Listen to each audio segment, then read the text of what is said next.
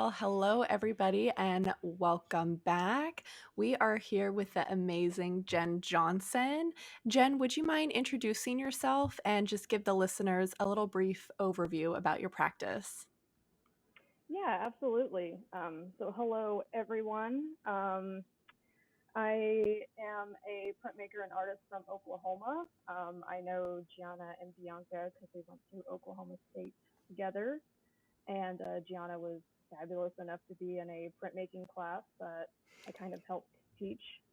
So, and I am currently a grad student and associate instructor at Indiana University in Bloomington, Indiana. So, kind of fled Oklahoma after I graduated undergrad to go to grad school. For most of my art career, I've worked with the nude figure, and I've explored various concepts such as objectification of the body, abstraction of the body, and most critically, using the body as a printing matrix. And so for my non-printmaking folks, that basically means I ink up models and I print them directly using their body. I worked for a few years in between grad school and undergrad as a graphic designer and printmaker at the Prairie Art Center in Stillwater, Oklahoma, where I also taught a number of print workshops and led a few community projects, which was a lot of fun. Um, and most recently, in grad school for my thesis work, I've been applying my interest of the nude figure with my own personal experience of living as a gender fluid person and working toward representing the body outside of the gender binary. So that's me. Sweet. I'm so excited that you're here today, and it's even better for me because Gianna and I have talked about how, as an art historian, like we're not really allowed to witness the printmaking process. And so Gianna will talk to me all about printmaking in her classes and like what she's making at the time. And it's like, I'm not really sure I understand completely what's happening as she's talking to me about this work.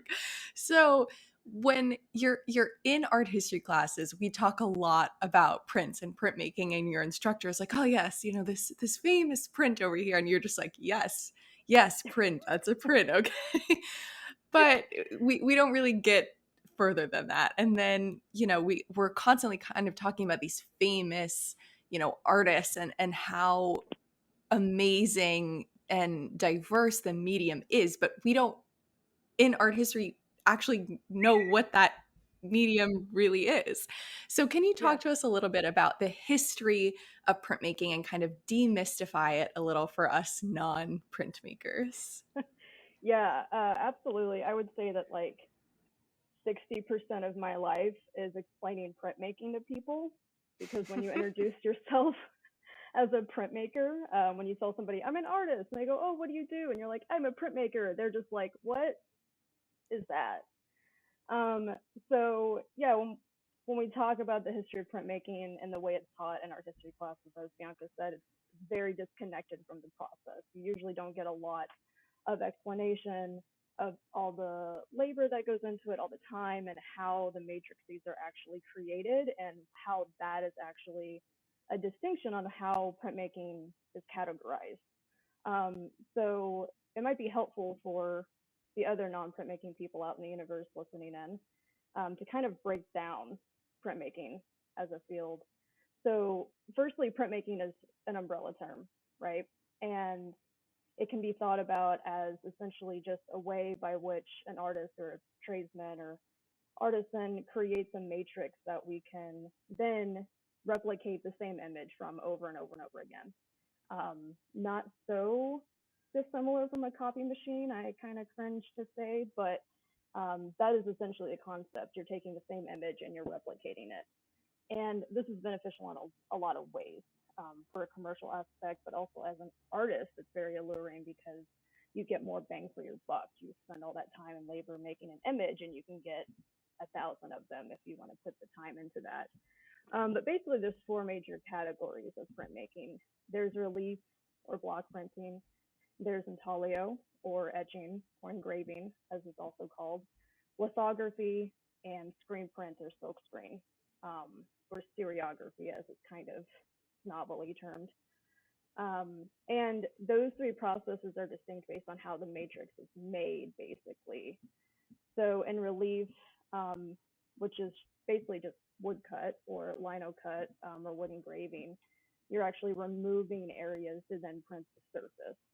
So you roll ink on what's left after carving, and then that is what's printed from. And you can either hand print that, or there's been like a series of specialized presses made throughout history to make that process a lot more efficient and consistent.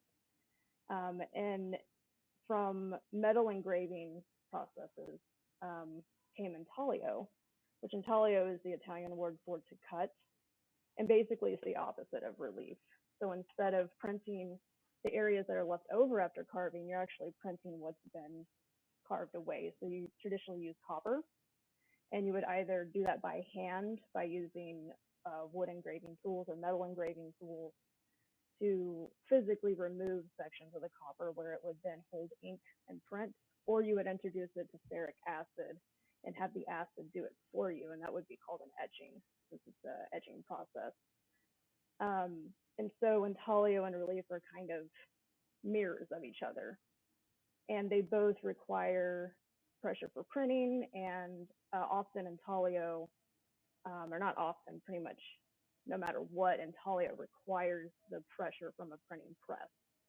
Um, Lithography is kind of the most bizarre thing on earth in the best way possible. It was essentially discovered by accident. A Bavarian theater like playwright figured out that the specific composite of limestone from a quarry in Bavaria was able to hold the greasy drawing material and be able to activate to take ink.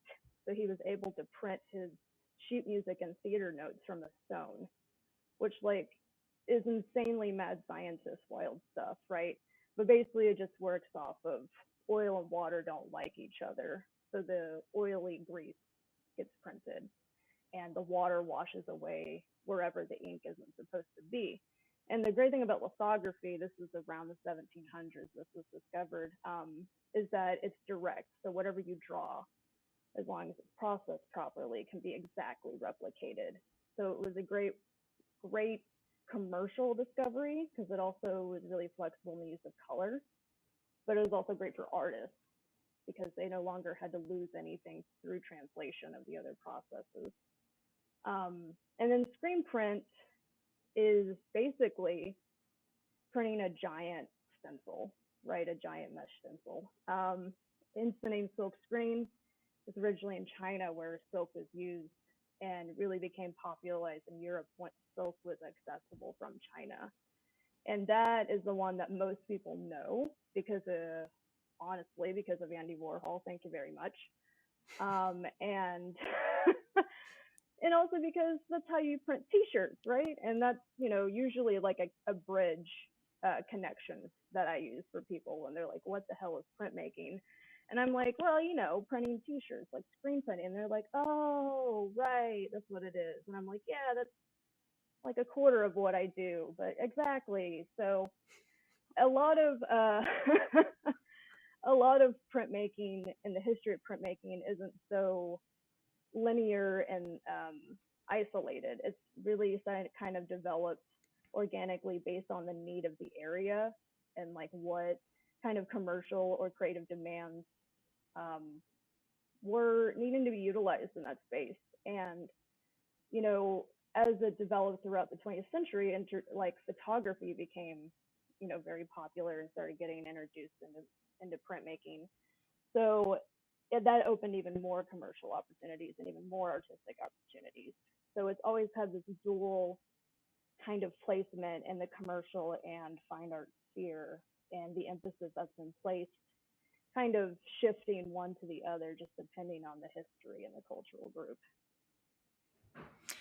I just, I love that the most accessible point for people when talking about printmaking is like the capitalistic sector of printmaking. Yeah, And I yeah. just, that's my favorite thing about Andy Warhol. It's just like he's such a shit, like just just selling all of these prints and popularizing this medium and then being like, fuck capitalism, you know? But I know. actually, I'm going Yeah, to just use it to my advantage and I'm it's just just gonna like make more yeah. more money. I know, I know. It's It's like so funny. I cringe, but then I'm also like, ah, whatever. At least they get the reference. When people are like, oh, like Andy Warhol, I'm like, yeah, Yeah, yeah, like, I I guess, guess. yeah, whatever. That is so funny. But it Um, is so hard because even kind of with those three kind of formal definitions or like really profoundly like use examples of printmaking, there's also like collagraph print, there's also Oh, monotype. And why I think we're so excited to also have you on today is because you merge a lot of those printing techniques together. And so often our brains can register what like a relief print is if it's just that one process, but then when you start to combining them, it's just like it's just mixed media. Like let's just say it's mixed media. yeah,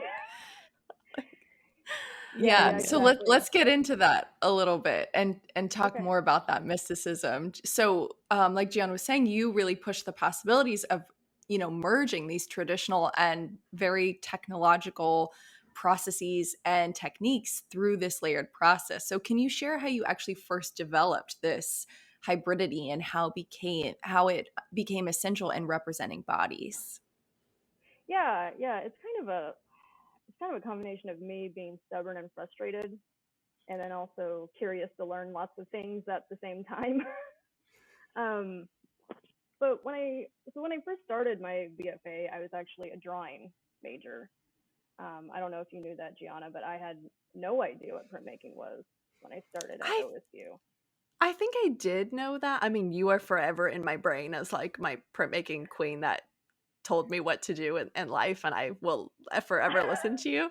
Um, but drawing at the time was taught by Angie Peel, correct? Yeah, And and when I had it, I had Michelle Himes McCrory as mm, well. So yeah, Angie, I just know, I mean, drawing was also kind of a weird class in our program because drawing was essentially a great area to go into if you're really interested in doing a lot of mixed media stuff. But if you didn't go down that path, like that honestly wasn't really, I wasn't super aware of that till I had already surpassed that point.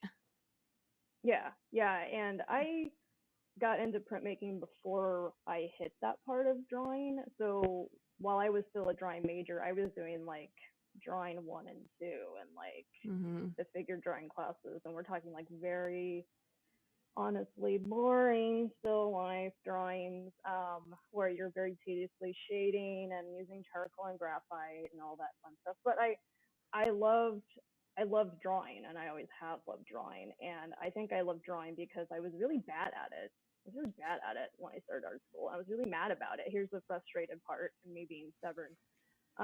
And but once I got the knack of it, I was like, dang, this is really rewarding. But I felt really limited by like what I was um, getting to do during the process, because it's so tedious in like a very like unchanging way. Like it's the same thing over and over if you're doing like traditional drawing. But once I took a printmaking class with the fabulously insane Mark Sisson, um, shout out to Mark. Thanks for everything. Love Mark. Thank you Um, for doing everything for me. I love you to pieces. yes. Couldn't survive the class without Um, you. no, absolutely not. Um, I immediately switched. I was like halfway through my first semester of print, and I was like, I think I really like this. And Mark was like, yeah, I think you should major in this. And I was like, great. I'm glad we're on the same page. And Don't be it's a like, mud person, as Mark would say. oh my god, Come to the printmaking poor side. poor ceramics people always being harassed by Mark. Um, but even with printmaking in the beginning, I was doing it very traditionally. That's how Mark taught it.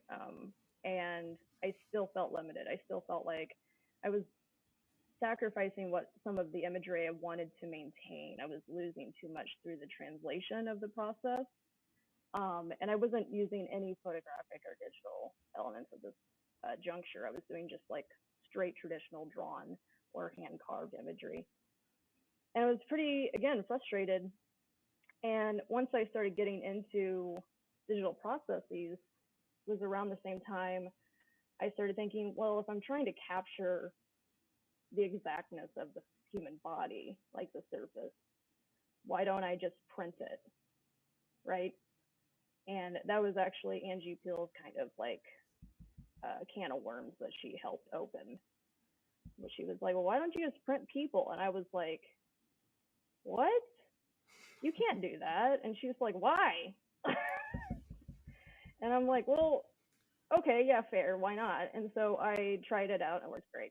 And I was like, oh no, this is exactly what I've been looking for. And so I started printing people. I started taking non-toxic printing ink, inking models, just covering them, covering these poor models in ink and using like baby wipes to like clean them up while they were in the studio. Like it was just ridiculous.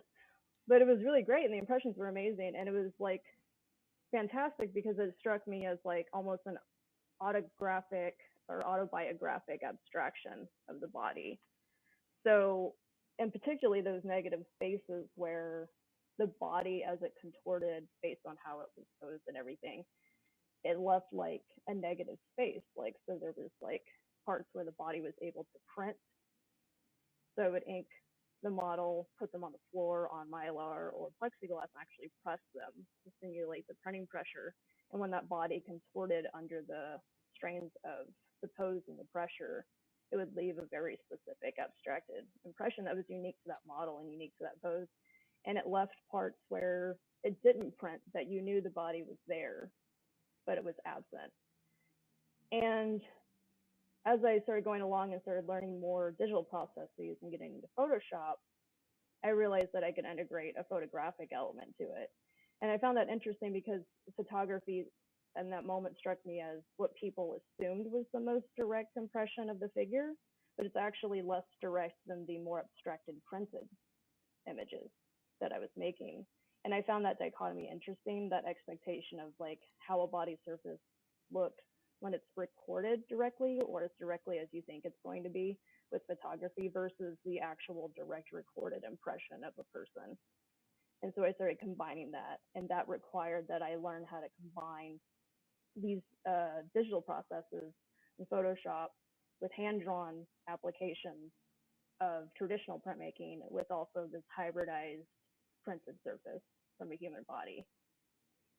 And so that became important because for me, that showed that it created this full kind of complete commentary of all the different visual impressions that were possible of the body itself. Yeah. Yeah. I can also attest to your process just a little bit because we did a model trade my senior year. So you were kind enough to let me cast your body. And then in a way, in a printmaking sort of way, I would equate inking up a body and like making me the block, like also kind of like a casted process. And I never thought anything could be messier than like plaster body casts, but you totally topped it off. But it was interesting to me, the kind of impression part, and how like you would even like push down on some parts of my body or like my hips to even just try to get a little bit more of like an imprint in this spot. But then like because I'm so hyper aware of my own body, and like I know what it looks like in this hyper realistic sense, then when I was able to step back and look at it, like it's weird, as you said, because it is very abstracted and it is this almost negative-ish in print, but it's like, Mm-hmm. wow, like I can really tell that like those are my boobs, or like those are my hips, and like those are my shoulders. And like I was just really hyper aware with it in a really like surreal way. So it was really cool for me to witness, because for a while there I was just like, how is Jenn making these images? Like I just need to know. And the only way I'm going to find out is if I model for her. And it was a great experience. And Jenn, did you hear the story of my boyfriend commenting on your piece of Gianna? Oh, He was and like, I was scrolling through Instagram, and it was like earlier on when we kind of first started dating, and he saw your piece. He was like, "Oh my god, that's so cool. What is that?" And I was like, "I think that's my sister naked." Like, Oops. Oops. It was so funny, but I was like, no, like, this is Jenn. She's amazing, but also, like, let's look at some different ones. Yeah, let's not adorn so much compliment to this specific image, guy. Um, Oh yeah, my and the gosh. nice thing about that direct indirect was I was really concerned about at that time, especially because printing bodies is so invasive. It's super invasive. Like, and Gianni, you probably remember I had a whole conversation with you before, and I'm like, this is what is going to happen, and like, this is Yeah. what the ink is made from, and this is where I'm going to be touching you, and like, is there any part I can't absolutely touch you, and do you have any Mm-hmm. like joint or health issues that makes the sorting hard? Like, there's this whole like unpacking you have to do when you work with new models, and a lot of the models I worked with and used their photographs, like they were very uncomfortable with their body. Like they were not professional nude models. And so the nice part about this indirect direct abstraction was that I was able to kind of, as you're pointing out, Bianca, kind of mask the identity of the model who was working so that they weren't sort of burdened with this reality that they were being so exposed and their nude form Mm-hmm. was being just launched out into the world in such kind of a raw, vulnerable way. Because working with nude models, like you do have to be, or you should be, I should say, not everybody is, but you should be considerate about how much of the privacy needs to be maintained for the Mm-hmm. model's sake. So that's my little Yeah. plug about art etiquette. Well, I remember while we were doing the process too, just with our modeling trade, we had a really interesting conversation because part of your process in wanting to be respectful and protect that identity aspect of your models was that you didn't want to print that kind of external reproductive anatomy. Whereas the piece that I casted you in was specifically your external reproductive anatomy. And so we were having really interesting conversations about, the differences in how we were portraying the body. Because even though my work wasn't self-portraiture, I was highlighting a very specific part of the body. So that was, I think, a really cool moment, like for us.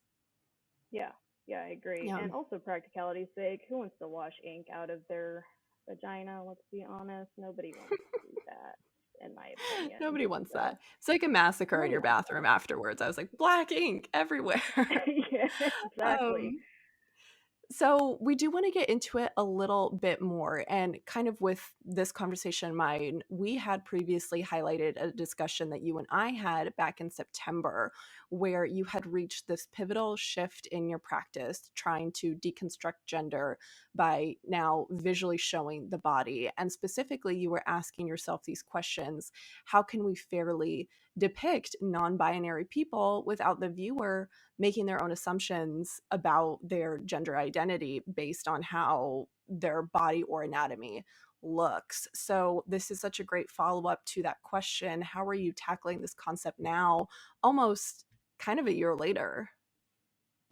Yeah. And this was something I had to tackle early on because, as you pointed out, Gianna, like when I was doing my work in undergrad, I was subconsciously like leaning toward this like non-binary Mm-hmm. representation. I just didn't have the terminology at the time to sort of explain this what was going on. As you said, like I was intentionally avoiding printing genital areas or like really leaning into the person's gender identity that I was using.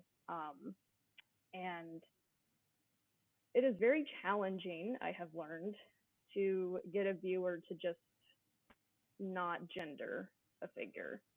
And for so many of the non-binary artists I've researched and looked at, they're um, basically working around that issue just by not using the figure directly at all. And for very good reason. It's very, very charged imagery, and it comes with a lot of baggage and expectations. And as I know you're both aware, there's a lot of feminist theory written about that, and queer theory written about those issues of agency and objectification and all that fun theory stuff. But when I was thinking about how I want to tackle non-binary, I had to basically contend with two facts, which was I can only speak about my own personal experience and my personal relationship with my body. I don't have the authority or the right to speak on the behalf of anybody else that's non-binary, because everybody's queer experience and their relationship with their body is unique. So I think like that is something I'd like to emphasize, that when I talk about my work, I am talking from a position of my own experience, which is a gender fluid specific, white specific, coming from a rural poor background specific, dealing with being queer from a red state specific kind of experience. But so I started using self-portraiture, right? So like that was just kind of the easiest way to sort of take ownership of that fact. It's like, well, if I'm gonna use my experience, I need to use myself, was basically the logical course. And it also just kind of made practical sense, because when people would be like, well, what does non-binary look like? And I'm like, well, it looks like me. Ta-da! Like, that's it. And because I am non-binary, so like, there you go. But, you know, it's not that simple. People often, society viewers often will just be like, oh, of course, yes. Like, no arguments, no assertions. And I realized the more I read about queer theory and non-binary, and read about how people talked about non-binary, there was a lot of discussion about it was a lack of something, right? It was a lack of masculinity, a lack of femininity, a lack of a binary, a lack of a lot of things, and there was an emphasis on what it wasn't. And I found that discourse to be interesting, because it often frames it in a way that I thought, well, this just sounds like a lot of what it isn't, and not giving it a lot of substance to what it is. And so, and then in the same time, I've read a lot about how there's a lot of discord about how now binary is becoming a third gender in a way. Like there's these assumptions of being non-binary being placed now, these expectations of androgyny, that non-binary is supposed to look a certain way. So it's this weird contradiction of it's a lot of things that isn't, but it's also being subscribed a lot of parameters of what it should look like. And it's honestly very confusing and frustrating. Like it's a bizarre thing, because you are always, at least for me, I always felt like I was stuck in a position of like, am I not queer enough? Am I not androgynous enough? Like, do I have to have top surgery for people to stop gendering me? Like, do I have to like shave my head? Like, what do I need to do? And so what I've started doing visually is trying to like talk about that dichotomy between basically a positive and a negative. So the lack of something, and then also the presence of something. And I do this by like basically putting as much emphasis on the use of negative space as I do positive space in a work. And I've been reading a lot about the Japanese concept of ma, which I'm not sure if you're familiar with, but essentially it's a quote that's often used to describe it as an emptiness full of possibilities, like a promise yet to be fulfilled. And that's kind of how I think about the use of negative space in my work, is I'm trying to basically show that it's not a lack as in an emptiness, but the absence of is just as full as the positive space, right? And I do this by like abstracting the body, editing the body, removing areas of myself, and also combining it with my printed skin, which also has those negative spaces, right? I talked about how when you print, it's always interesting because parts of the bodies can't be printed because other parts are in the way, but you still register that there's a body there. Like even in that negative space, it feels like there's context, that there's imagery. You still read it as both empty and full and occupied. So I combine the printed skin, the edited photos, and utilize that negative space to try to represent the body in this space that's in between negative space and positive space, where it's both a hybrid of both, a lack of, but also a fullness. And the positive space that I use is the imagery that is readably a human, right? Like it's more registered as a human figure. And with that, I obscure it. So I do multiple images of myself and layer it and literally obscure my body with myself to make it less accessible and less readable so that the gendering knee-jerk reaction is harder to get to. And this is all a work in progress. It's a lot of theoretical rambling happening on my end, I'm aware. But that's basically what I've been getting into, is like trying to show that even though non-binary is often thought of just as not having kind of anything, like existing totally outside of something, that doesn't mean that it's empty or lacking. There's still a fullness and a richness of that identity and of that experience that just unfortunately hasn't been granted space to exist in like fullness visually in the way that it should be. Yeah. If that registers. It does, definitely. It's fascinating listening to you talk about that research aspect and in telling us what non-binary isn't. As silly as this sounds, and I know Bianca and I use a lot of silly pop culture examples, but I think they can be tangible talking points and entering points into larger conversations like this. Mhm. There's this trend right now on TikTok that is about how, like, proof that clothing, it doesn't have anything to do with how you represent yourself. It's really all about your expressions and like your body language. And people will go from a very like feminine gesture and then be able to turn to like a very masculine gesture, and it has nothing to do with the clothing they wear on their bodies. So I think kind of destigmatizing the body and also stripping it away from things that are gender markers such as clothing is also an aspect in the way that you're accomplishing that. But I do think it's interesting because when I look at your work, it's just this pure emphasis on the body. And I don't feel like there's that much, not too much expression coming from the figure. It's just that exploration of like skin and body.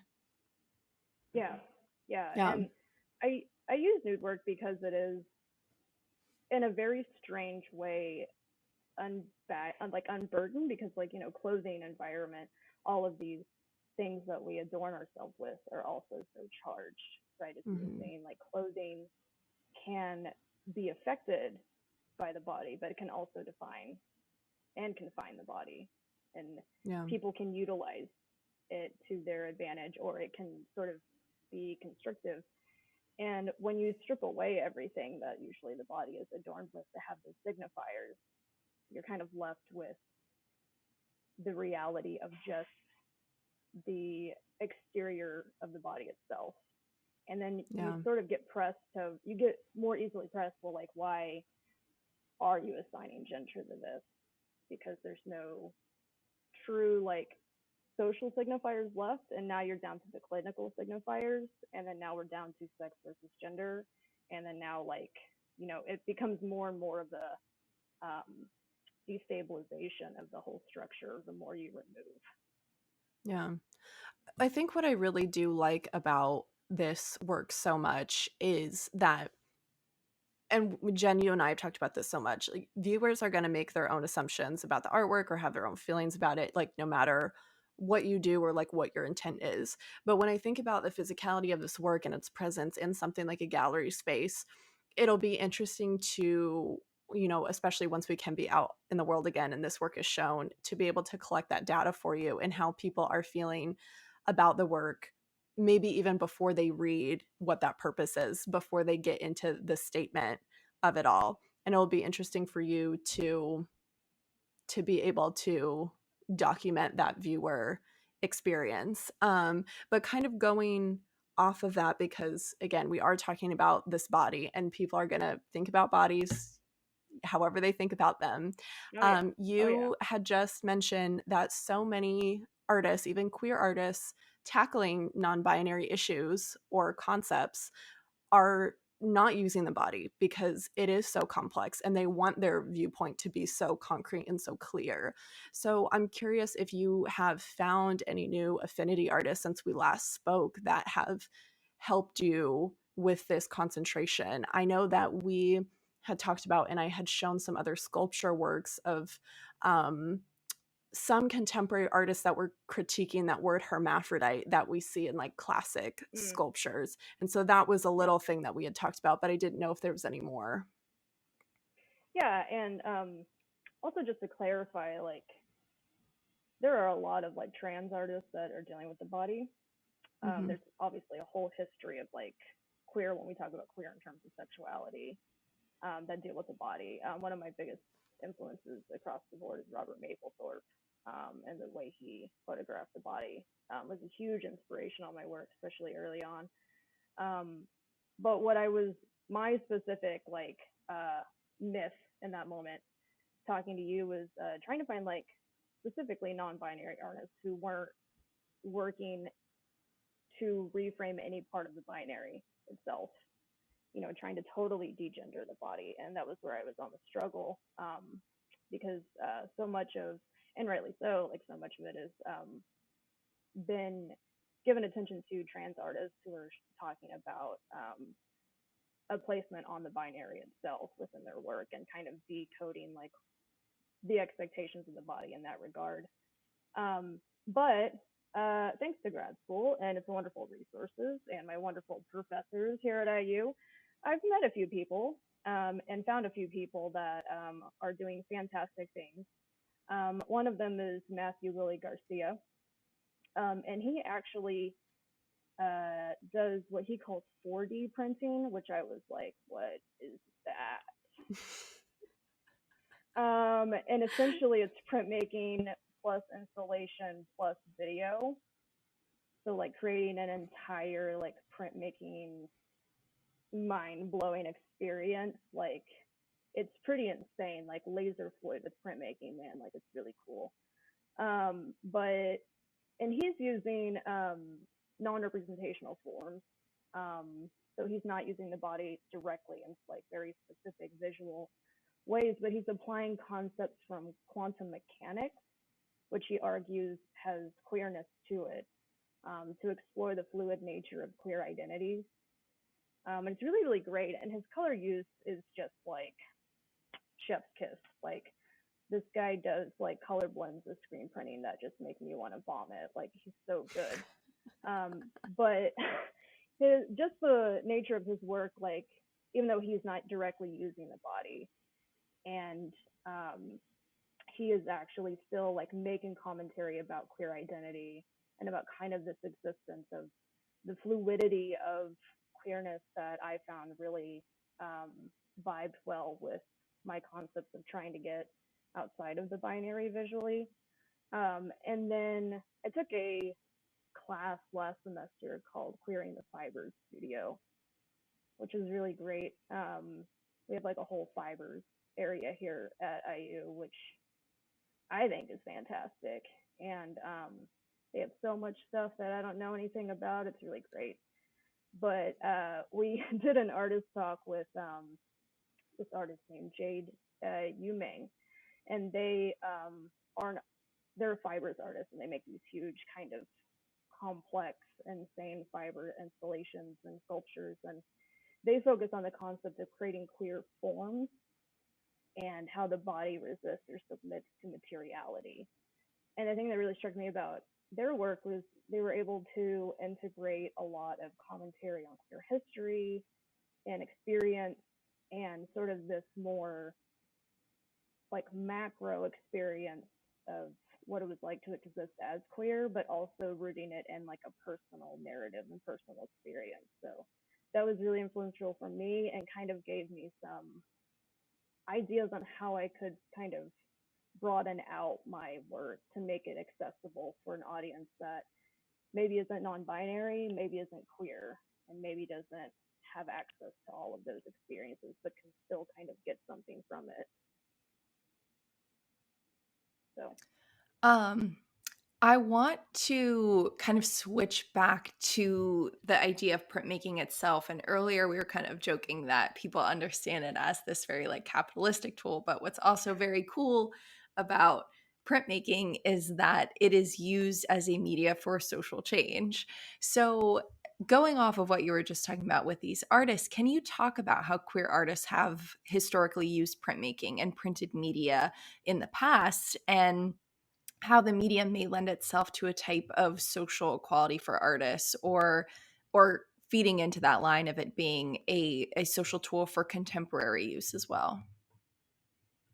Yeah, so the great thing about, well, there's lots of great things about printmaking, but to this point, the great thing about printmaking is it has this great capacity to bring people together, okay? Because it's very labor intensive, it's very technical, and it's so much easier to do if you have people to help you do it.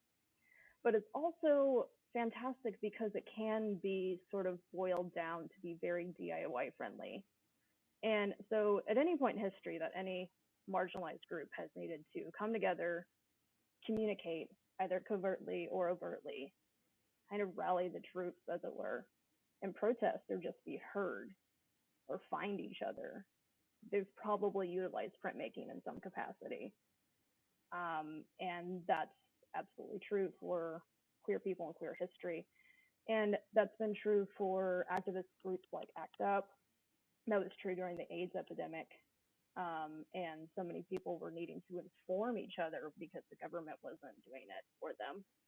And that's true for even social collectives like Queercore in California, where they utilized printed zines and photocopies and kind of what would be considered crude DIY approaches to create this whole culture of queer people that were invested in activism and punk rock and things like that. So it's been utilized by activists, social collectives, and there's also a number, uh, particularly now, of print shops that specialize to queer communities.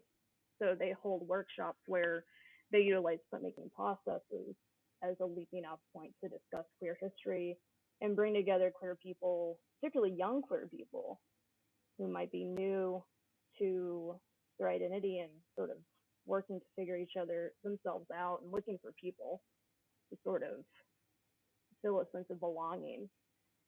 They utilize printmaking and that capacity of socialization, of community printing, of bringing people together.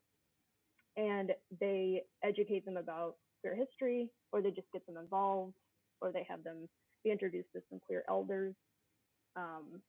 And so printmaking, specifically in queer history, it's a little bit harder to narrow down on like specific examples because just pick an activist group, they use screen printing, right? Like they made posters. I guarantee you they made posters.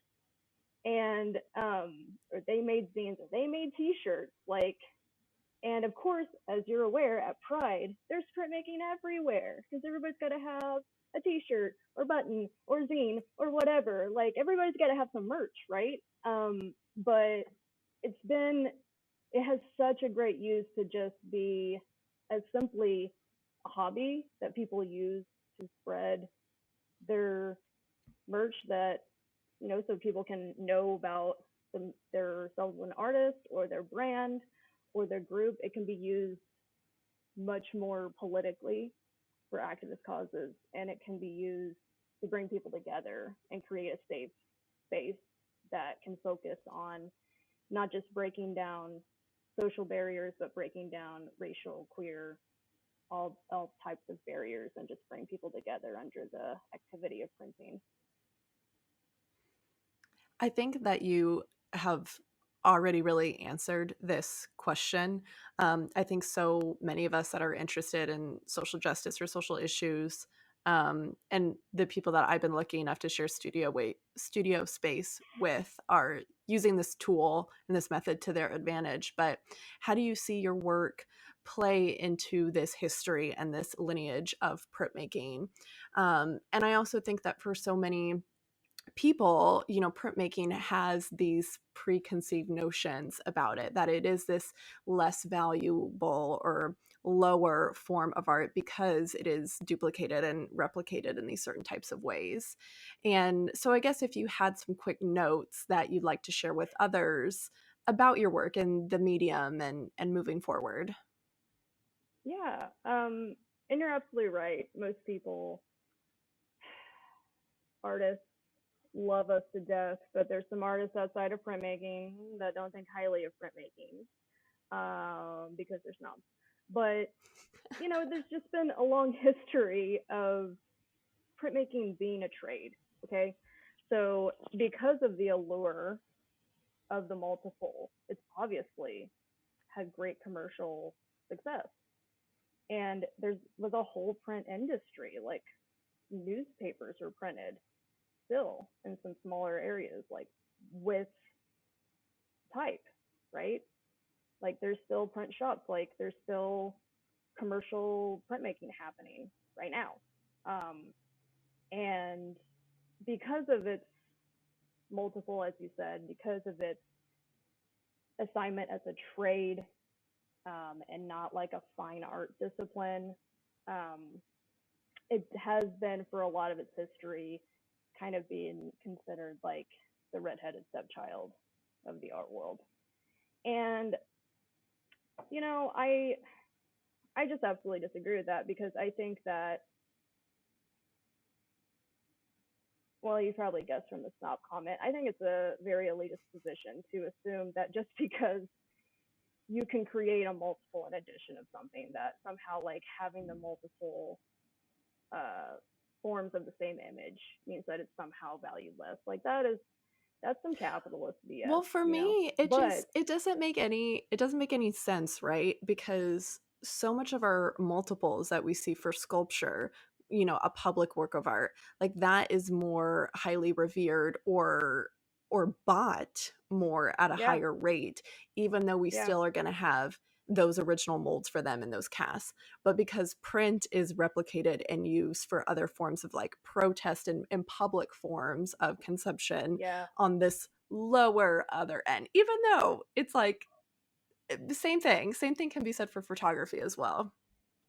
Oh yeah, and let's not get into photography territory. That can get dangerous. But yeah, and some of that has to do with the fact that like with sculpture, the materials were just kind of considered more valuable. Like printmaking is often printed on paper, and it was printed in a manner that was meant to be disposable, like things like newspapers and things like that. So it's a harder thing to kind of navigate, but I embrace it because for me personally, like printmaking is so egalitarian and it's so flexible and it's so welcoming that I find that as a queer person, I have a lot more flexibility and I don't feel so confined by like such an intense hierarchy, elitist history of art. Like I think about oil painting and I'm just like, oof, how the hell do I fit into oil painting? Like, how do I fit into such a kind of a heavy history, such high expectations, such high marks and high bars, and like all these expectations that go with that medium? And I'm just like, I'm so good. I will happily stay a humble printmaker if that's what that means. And I also love that as a queer person, it affords me the ability to spread out further, like to get my work out there to make it more accessible to people. Because as somebody who's very passionate about queer history and creating safe spaces for queer people, because I was so devoid of that when I was younger and when I first came out as queer, it's very kind of important to me that at the very least my work can give some kind of relief or security to a queer person in the room that might be in a museum or might be in a gallery that maybe they're not sure they're welcomed or supposed to be there. And with printmaking, I can have that branched out much further. And, it's just also great, as you said, from a capitalist standpoint, because I get more work out and you can sell more work, right? If you want to go the Jeff Koons route, you can make more money. So, where does my work in the lineage of printmaking, where does it fall? I don't know. But I know that like I'm supposed to be a printmaker and my work is supposed to be print because that's what I think at my core. Maybe it's because I'm queer or maybe there's just something queer about printmaking, but it's definitely what I'm supposed to be doing. I love I love it. I that. love it so I love much. everything about that. I'm going to start using that phrase if you're going to go the Jeff Koons route. Well, So we've we like trash talked to, Jeff Koons and Andy oh, Warhol, so we're always. doing If you're good gonna so go far. the Jeff Koons route, we might as well make everything gay. Like, throw me a If, freaking bone. just if you're gonna make Give me one money, of those just go blow Jeff up, Koons. a Yeah, blow up dog and a bone. Come on. yeah. So we like to end our interviews with a very fun pop question. So this is our last episode for the month of June, and we started the month with an episode on our favorite thing, performative pride in art museums. So Oh, our right. question for you is, over the course of the month, did you make a pride-based purchase of any sort or take part in any guilt-free rainbow washing? Yeah, I read this question and I read guilt-free rainbow washing and I died. I was like, oh no. We're not trying to Uh, make anyone feel guilty, but oh sometimes no, it happens.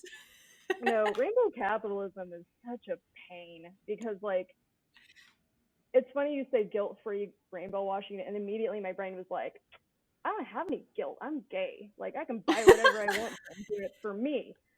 This is Um, true. in a very like uh sassy kind of way, but um yeah, I bought I brought like a rainbow button up shirt from ModCloth. But I have been relishing in TikTok trashing the rainbow capitalist lines at like Target and Walmart, and rainbow capitalism is hilarious to me because I often wonder who it's for. Like I saw a mug at Target that said "Cheers Queers." I was like, who's You're just buying this having your for morning basically? coffee, like, Yeah, just the casually cheers to myself. like the at latest work. the latest thing that I was cracking up about was I went into a TJ Maxx and they had these little tea towels that were like, love is love. Like, I'm an ally. And I'm like, whose Karen is this for? Like, and it was right next to like the Ray Dunn like section. And then it was Oh like, God, it was amazing. unfortunate product placement. Oh Unfortunate. Yeah, man. the love is love uh, phrase. I'm just like, I get the intent, but it just seems like redundant as redundant. I don't know. It strikes me as a very odd phrase, but the pronoun merch cracks me up too because they like sell a whole like pantsuit with pronouns, and I'm like, okay, but like, is this really applicable to anybody who doesn't use all the pronouns? Like, Right, like, what are your pronouns? Like, do you need to yeah, like circle which ones you're using, or just like, connect the dots.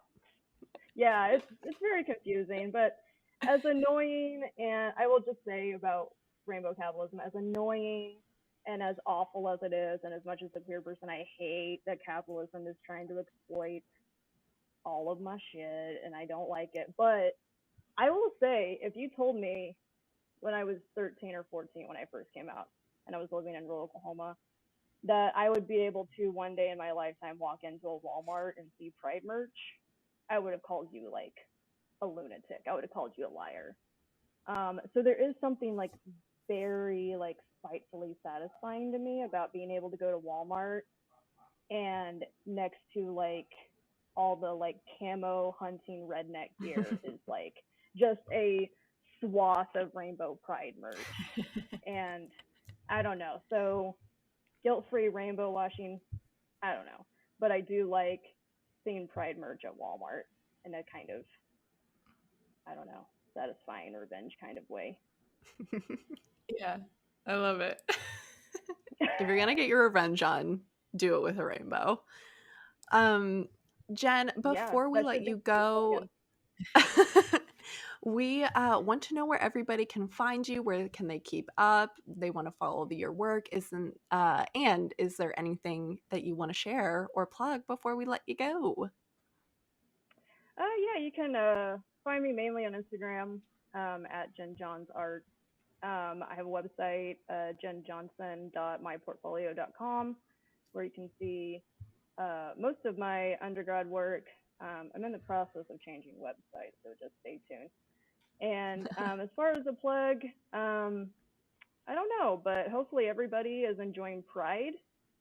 Make sure to donate to your local LGBTQIA groups, get involved, be active, be happy, and as always, don't be a jerk and love each other. And happy Pride, Yay. guys. What a great way to end the month of June I and know. end our pop talk for a little bit. As you all know, Bianca and I will be taking the month of July off. So I think that's such a good note to end on, but it's not going to be radio silent. We're still going to be keeping up on social media, and take this time to also send us thoughts about the episodes. You have time to also play catch up, and we want to hear what you've thought about all what episodes, 50 something now, 50, 54. What are we on? This is 56, Jen. Jen, you're Oh my God, 56. 56. There Excellent. you go. Yeah. All right. Well, we, as always, will link all of Jen's materials for you right in our show notes. We'll be highlighting her on our social media. So definitely check all of that out. Jen, thank you so much for being here. Yeah, thank you for having me. This was great. And one last plug, of course, for the love of God, learn what printmaking is. Find a printmaker and love it. I love it. All right, guys. We'll talk to you in a month on the first Tuesday of July or August, whatever. We'll talk to you. We'll talk to you next month. Bye, guys.